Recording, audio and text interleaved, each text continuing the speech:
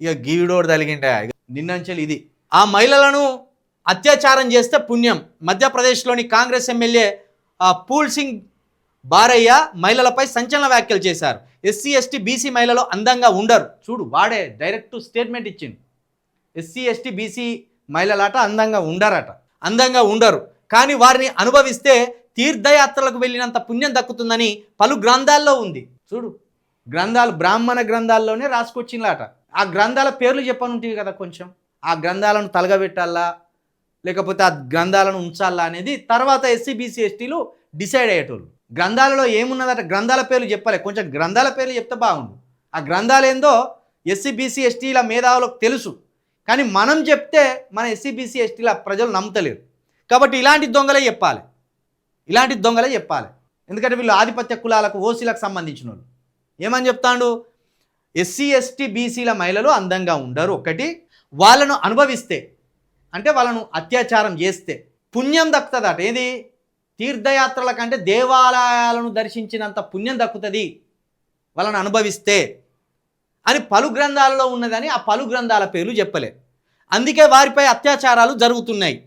పుణ్యం కోసమే కొందరు అత్యాచారాలు చేస్తున్నారు అని అంటాడు. పుణ్యం కోసం అత్యాచారాలు చేస్తారు ఎవడన్నా? అనద్దు. ఇక పాపం ఓసీల మహిళలను మనం అనకూడదు, ఎందుకంటే ఈ దుర్మార్గులు మాట్లాడతాను. పాపం వాళ్ళ మహిళలు మన మీద ఏమనరు, మనం వాళ్ళని ఎందుకు అనాలి? పాపం వాళ్ళు మహిళలే, వీళ్ళు మహిళలే, ఎవరైనా మహిళలే. ఇప్పుడు ఒక విధంగా వీడు ఓసీ మహిళలను కించపరిచినట్టే. అంటే ఓసీ మహిళలు పుణ్యవంతులు గారు, ఓసీల మహిళలకు ఇలాంటి శక్తులు లేవు అంటే ఒక విధంగా చెప్పాలంటే ఎస్సీ బీసీ ఎస్టీల మహిళలకు దేవతా శక్తులు ఉన్నాయని అర్థం. అందుకే వాళ్ళను అత్యాచారమైన చేయాలి, వాళ్ళని అనుభవించాలి అని మాట్లాడతాను. ఇప్పుడు వీని మీద ఎస్సీ ఎస్టీ అట్రాసిటీ కేసుతో పాటు మహిళలను రేప్ చేయండి అని, మహిళలను అత్యాచారం చేయండి అని, ఎస్సీ బీసీ ఎస్టీల మహిళలను అత్యాచారం చేయమండి అని ఓపెన్ స్టేట్మెంట్ ఇచ్చినందుకు వీని జైలు వేయవలసిందే.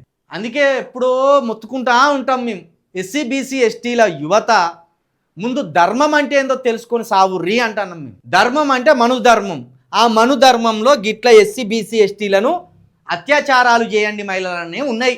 ఏదైతే బీజేపీ ప్రమోట్ చేస్తుందో మనుధర్మం, సనాతన ధర్మం అని, ఆ ధర్మానికి సంబంధించే ఇప్పుడు వీడు మాట్లాడింది. ఒకనాడు భర్త చచ్చిపోతే భర్త చితి మీద భార్యను పెట్టి సతీ సాగమానం చేసి పారేసేది. దాన్ని కొట్టేసింది భారత రాజ్యాంగం. అది ఉండాలని సూచించింది మన ధర్మశాస్త్రం. భర్త చచ్చిపోయిన స్త్రీ బతికుంటే మళ్ళీ ఇంకోళ్ళని పెళ్లి చేసుకుంటుంది, మళ్ళీ ఇంకోళ్ళని పెళ్లి చేసుకుంటే ఇది వర్ణ సంక్రమం అవుతుంది.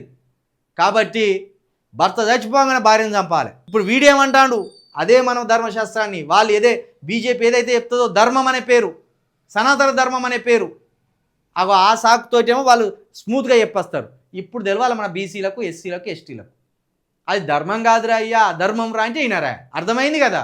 కాంగ్రెస్లో ఉన్న బీజేపీలో ఉన్న బ్రాహ్మణ భావజాలమే. ఒకటి సెక్యులర్ బ్రాహ్మణ భావజాలం, రెండు మత బ్రాహ్మణ భావజాలం.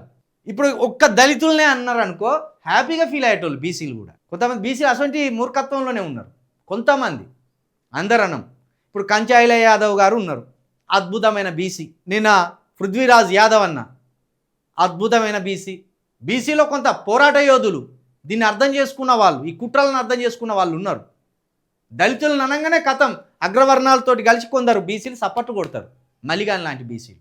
వీని ఇప్పుడు ఉరిశిక్ష తీసిన తప్పు లేదు, ఉరి తీసిన తప్పు లేదు. వీన్ని కాంగ్రెస్ ఎమ్మెల్యే అన్నారంటే మరి రాహుల్ గాంధీ ఈ గాడిద పాను తోముతాడా? సోనియా గాంధీ గారు కూడా మహిళనే. సోనియా గాంధీ గారు కూడా ఇప్పటి వరకు వాని మీద ఇలాంటి చర్యలు తీసుకోలే.